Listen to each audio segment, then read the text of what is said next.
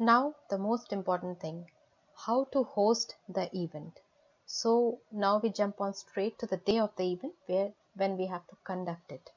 तो इसके लिए कुछ प्रिलिमिनरी टिप्स है, जैसे बैनर डिस्प्ले से लेकर के शुरू करके लाइव स्ट्रीमिंग लिंक को दोबारा से हमें कनेक्ट करना और उसके बाद मीटिंग रूम को मैनेज करना and then thereafter ending the meeting and saving the recording and all. So the entire thing comes in managing the entire event on the day that has been scheduled. So इसके लिए banner को हमें display करना होगा meeting room में. That's what I prefer to do, means it's optional. आप चाहें तो डिस्प्ले करें, ना करें, but it looks good to notify the participants of what's going on in the meeting room right now and for what the meeting has been scheduled. Just a constant reminder for that. तो मान लीजिए कि एक banner जो हमने already बना के रखा हुआ है इवेंट के लिए, उस पावर पॉइंट में आप बना के रखें पहले, और उस पावर पॉइंट को एक बार कुछ भी लॉन्च करने से पहले, मीन्स जूम को लॉन्च करने से पहले आप एक बार इसके चला के फुल स्क्रीन करके आप देख लें, उसके बाद इसे मिनिमाइज करके रख लें. ये बहुत ज़रूरी है कि आप पहले ये काम कर लें so that you can share your screen from the Zoom application to display the banner. इसके बाद हम Zoom के एप्लीकेशन को लॉन्च करेंगे. अब this was the meeting that we had scheduled for 22nd July and today suppose is 22nd July and we are about to start the meeting. तो इसके लिए हम सीधे यहीं से स्टार्ट कर सकते हैं मीटिंग को, बट बिफोर दैट हमें यूट्यूब को खोल के रखना है ब्राउज़र में, बिकॉज उसके गो लाइव बटन को हमें एक्टिव करके फिर यहाँ आकर मीटिंग शुरू करना है, so that the go live button turns blue and as soon as it turns blue it gets ready to be streamed live for the public. So step number 1, banner display. Banner display के लिए हमने power point को पहले से open करके test करके minimise करके रख दिया. Step number 2, launch the Zoom application and then minimize it for now. And then step 3 is open your browser, go to your YouTube account on which you had already created the live stream for that particular event. उसमें जाकर के आप go live button को press करेंगे.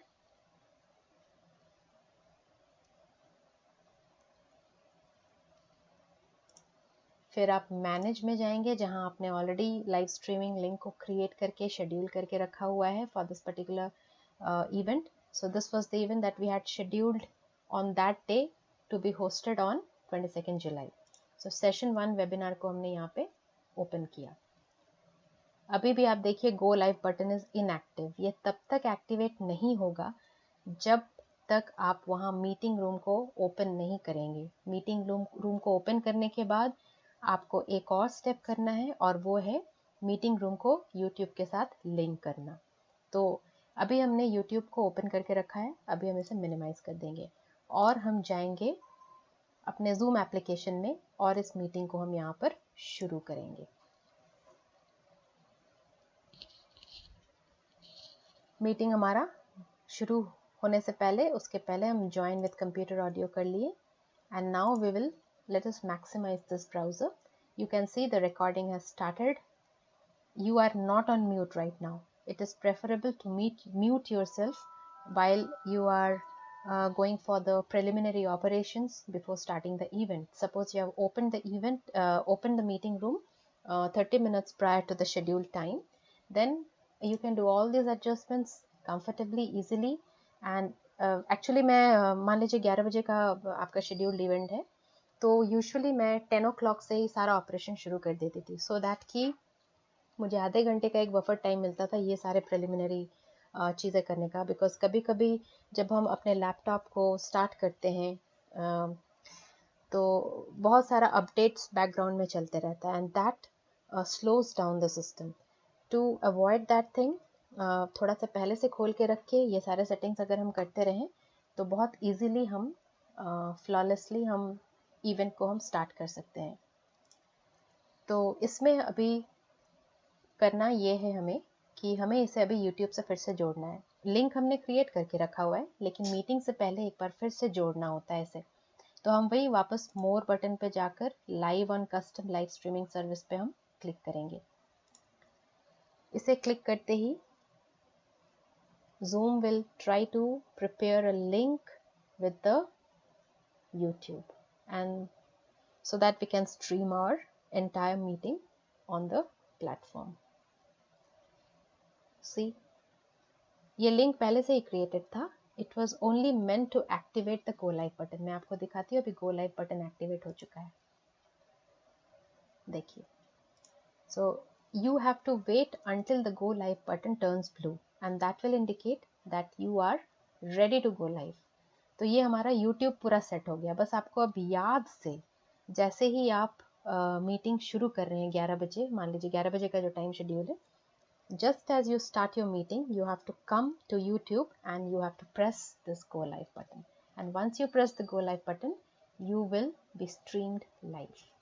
और आपको यहाँ connection का भी पूरा डिटेल्स देता रहेगा throughout the event, so you can check from time to time how your YouTube streaming is running. तो मैं इसे बैकग्राउंड में म्यूट करके, आप देखिए यहाँ पे हम म्यूट करके हमने रखा हुआ है. म्यूट अगर आप नहीं करेंगे तो आपके इसमें आवाज़ आते रहेगा और जूम मीटिंग में डिस्टर्ब हो सकता है. So I keep it on mute and then I minimise this. इसके बाद हम मीटिंग रूम में वापस आएंगे और हम अब पार्टिसिपेंट्स के एंट्री को शुरू करेंगे. But before that, I have to display the banner also. So for that, I have to share the screen. तो share screen का यहाँ आप ऑप्शन देख रहे हैं. By default मैं आपको एक चीज़ दिखाऊँ, यहाँ ये जो upward arrow है इस पर आप क्लिक करेंगे, एडवांस शेयरिंग ऑप्शन में जाएंगे. अब यहाँ आप देख रहे हैं कि how many participants can share at the same time पूछ रहा है. सो 1 participants can share at a time. This is the most preferable option. Otherwise suppose your speaker is giving their presentation, तो somebody from the participant side might accidentally click on their share screen button and may start sharing their screen. So to avoid that, we can do this. And suppose you have 2 speakers speaking at the same time, or means like multiple speakers speaking at the same time, then they can share their screen simultaneously. That option is also there. But 1 participant is okay, fine for our college events. Who can share? Only host. For a start, we will keep it only for the host. Otherwise, as the participants will start entering, because not everybody is very efficiently is able to use the Zoom application efficiently, so sometimes accidentally they may click on the share screen button. तो उसको avoid करने के लिए हम only host option को ही अभी शुरू में इसे हम ऑन रखेंगे. बाद में जब रिसोर्स पर्सन अपने स्क्रीन को शेयर करना चाहेंगे, तब आप इसे यहाँ से आप यहाँ इसको क्लिक कर सकते हैं. जैसे आप इसको कर देंगे तो रिसोर्स पर्सन अपने स्क्रीन को शेयर कर सकते हैं. तो अभी हम फिलहाल स्टार्टिंग के लिए ओनली होस्ट करके रखेंगे और इस बटन को इसको हम क्लिक कर देंगे. So right now I have to display the banner. So इसके लिए अब हम इस बटन को, इस ग्रीन बटन को हम क्लिक करेंगे. तो अभी चूंकि हमने पहले ही बैनर के पावर पॉइंट को हमने खोल के रखा था, तो वो हमें इस विंडो में दिख रहा है. अगर आप वो प्रोसेस नहीं किए होते तो ये आपको नहीं दिखता, तो फिर मुश्किल होती है. इसीलिए इसे हम पहले से खोल के ऑप्शन में सेट करके रखते हैं. अभी हम इसको क्लिक करके शेयर करेंगे. ऐसा करने से हमें ये पूरा पावर पॉइंट अभी ये पूरा स्क्रीन एज इट इज़ दिख रहा है सब. मतलब अभी पार्टिसिपेंट्स नहीं है मीटिंग रूम में, लेकिन अगर आप एंट्री करवाएंगे तो आपको ये पूरा दिखेगा. तो इसके लिए आपको फुल स्क्रीन मोड कर लेना है. फुल स्क्रीन मोड हो गया. Now you are all set to open the meeting room. इसके बाद हम पार्टिसिपेंट्स की एंट्री करवाएंगे. इसके लिए अच्छा, जब हम स्क्रीन को शेयर कर रहे होते हैं, मीन्स जब होस्ट अपने स्क्रीन को शेयर करता है, तो आप देख रहे हैं कि जो पहले हमें बहुत सारी यहाँ पे अपना जो कंप्यूटर का स्क्रीन था, उसमें बहुत सारे हमारे जो नीचे यहाँ पे टैब्स थे वो सब दिख रहे थे. अब नहीं दिख रहे हैं. अब आप कुछ भी यहाँ करेंगे, डबल फ्लिक या सिंगल फ्लिक और एनीथिंग, सो ये बैनर एज इट इज़ जैसा आपका स्क्रीन दिख रहा है वैसा ही डिस्प्ले होगा. तो we have to be very careful at the stage when the host is sharing its screen. So इसके लिए ये जो आपको मीटिंग के कंट्रोल्स ऊपर दिख रहे हैं, ये कैसे हम ला सकते हैं? ये हिडन हो जाता है ना. This is completely hidden. So all you have to do is you have to take the mouse here so that it pops up like this. And so you can control your meeting panel, this tool from here. अब यहाँ पे हम participants की entry करवानी शुरू करेंगे. तो participants वाला जो बटन है इसको हम क्लिक करेंगे.